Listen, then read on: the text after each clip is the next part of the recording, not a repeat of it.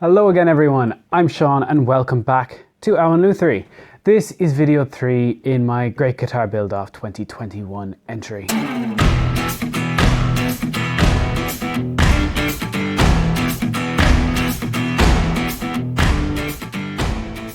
This video is shaping up to be a busy one if it all goes according to my plans, but we're going to kick it off by sorting out the binding on this. First things first, I'm going to cut down the offcut that I have from this, sand it down to about 2mm, stick on some veneer to the back of it, just to add a little pinstripe and a bit of interesting to it. And then I will cut it down to 6mm strips, which will be glued on. So away we go, let's get into that now.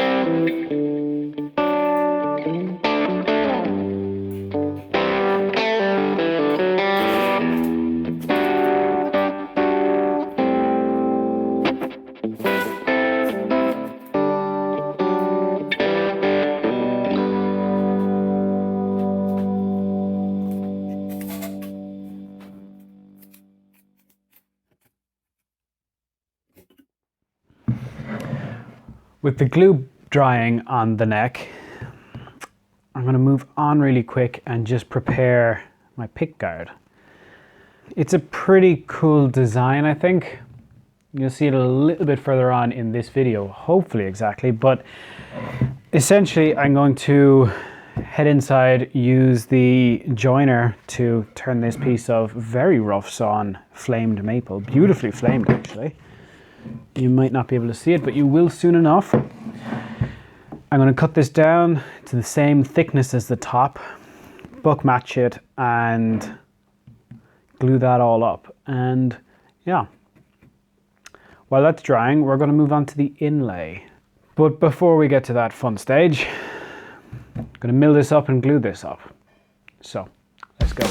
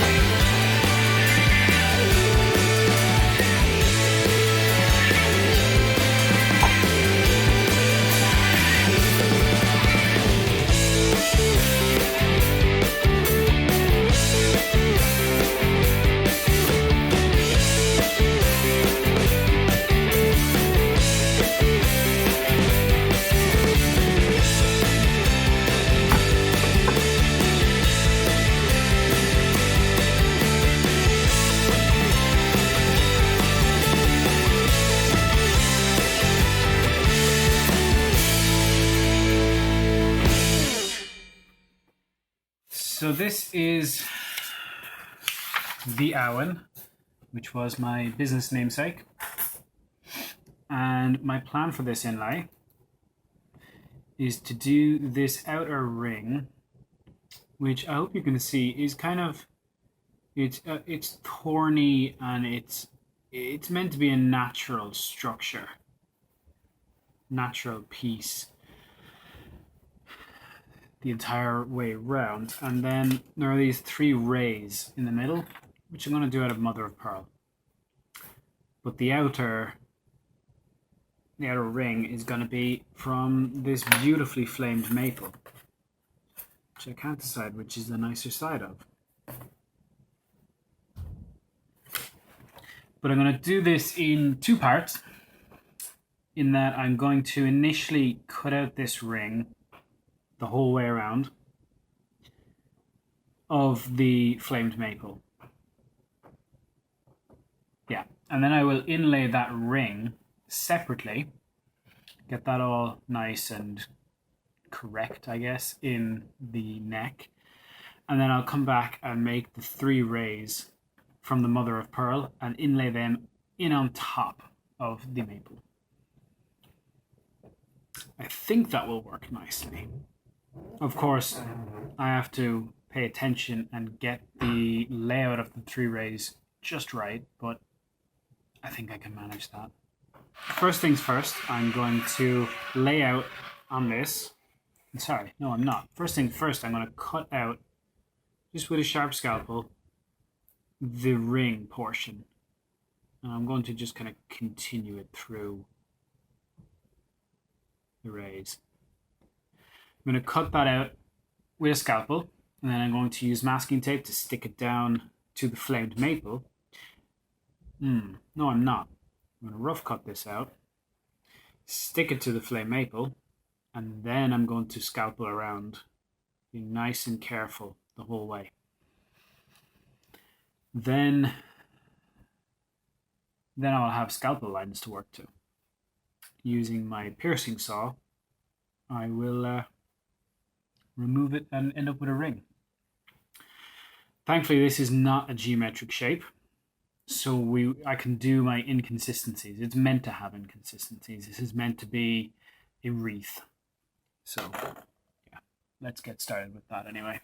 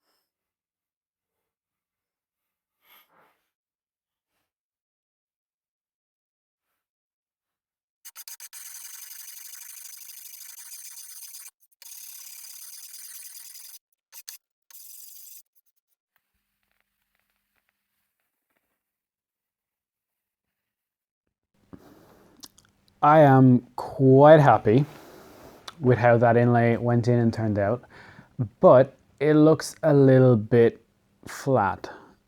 Kind of looks like somebody made it in Microsoft Paint, and that's that. So, in the original picture, it looks like vines and branches kind of intertwined with brambles, thorns coming out of it. So I'm going to experiment a little bit with it, with some texturing, use a scalpel to just put in just little slices along the inlay, along the maple of the inlay, just to kind of liven it up a bit, have something a bit more interesting. I did use flame maple for this, and quite a nice piece of flame, but it just didn't turn up, unfortunately, which is an absolute shame, but hey, that happens. So I'm going to experiment, use the scalpel, put in a little bit of texture, get it, liven it up a little bit, get it a bit more interesting. Then I'm going to move on to the mother of pearl. I'm going to do rough cut both of the outer pieces and then stick them together so I can shape them at the same time, so I know that they'll be exactly the same. I'm thinking about spicing it up, making the center ray out of a different material. Not 100% sure what just yet, potentially something like brass. We'll see. Let's just jump right in, see how it goes, and then figure it out then.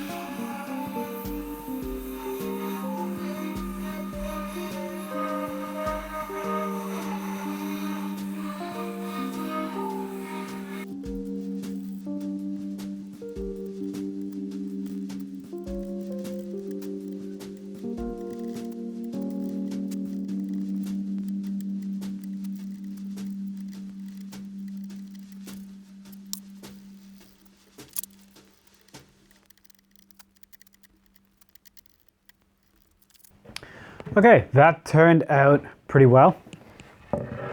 I absolutely love this inlay. I am so delighted. It took a little while, but we got there. What you're not going to see on video is I'm going to finalize cutting out that second fret slot because it still has a bit more work to do. And then I'm going to sand the whole fretboard up to 320 grit. And that will be ready for frets in the next video. Maybe. It'll be ready for it. Whether we do it or not in the next video, who knows. For now, I want to hollow this section out because this is going to be a semi-hollow guitar. Step one on that is going to be to clean up all of this extra glue on the top and on the front, but also this central section on the front is a little bit proud, so we're going to use hand planes just to bring that all down nice and level. After that, I'm going to attach a template to the front, drill out as much as I can, and then use a router with a wide base to route out the central section. That'll be really exciting. It'll take a lot of weight off. It's not heavy at the moment, but definitely heavier than I want. So anyway, I'm gonna get started on that, and after that we'll get to start playing with the top. That'll be a lot of fun. So here we go.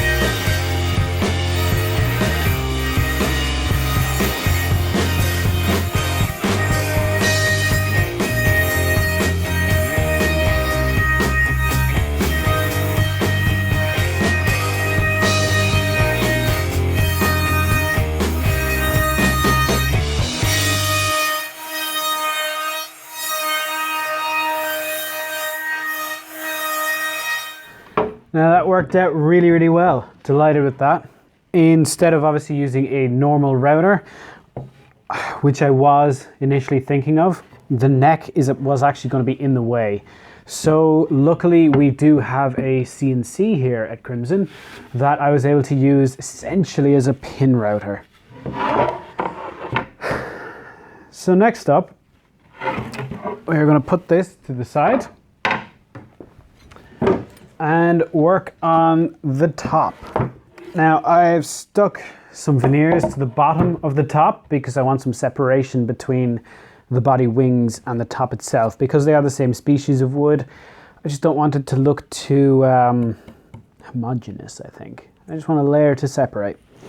And I also here have my beautiful pickguard.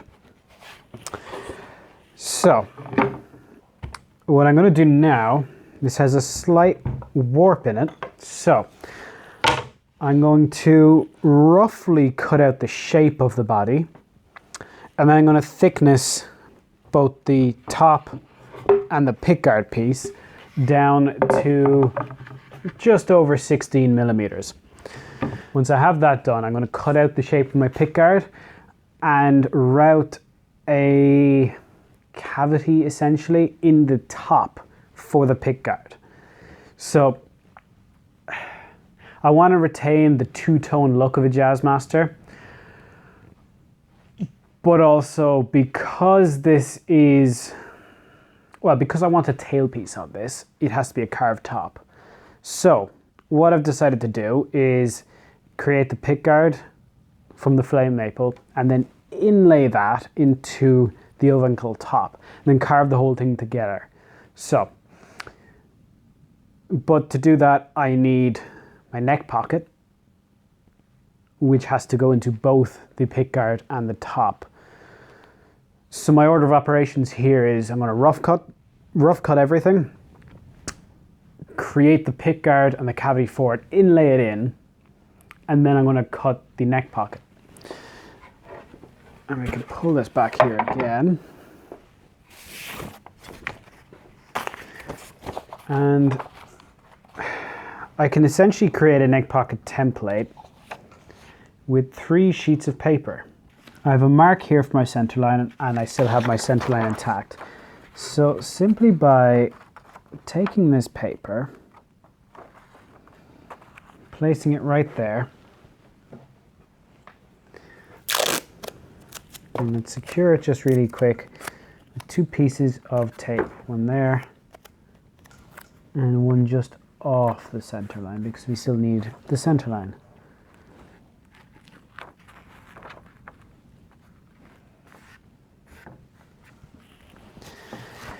And then 2 further pieces of paper along the edge of the neck.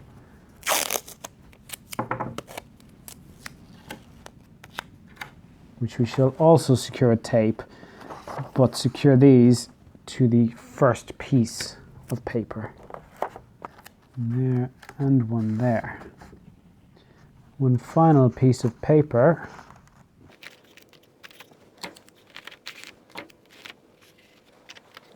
and then if I draw my center line there and there, I should be able to lift this out. And that right there is my neck pocket. So let's just write B for bass, T for treble. I'm drawing a line between the 2 of these here.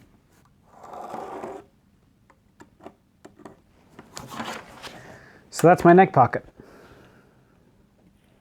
So I should be able to then transfer this over to my top, cut it out, it should work. So I'm going to go out and do all of those things, and hopefully we should end up with a very rough cut top with an inlaid pickguard, and it fits onto our guitar body. After that, we can start to carve it.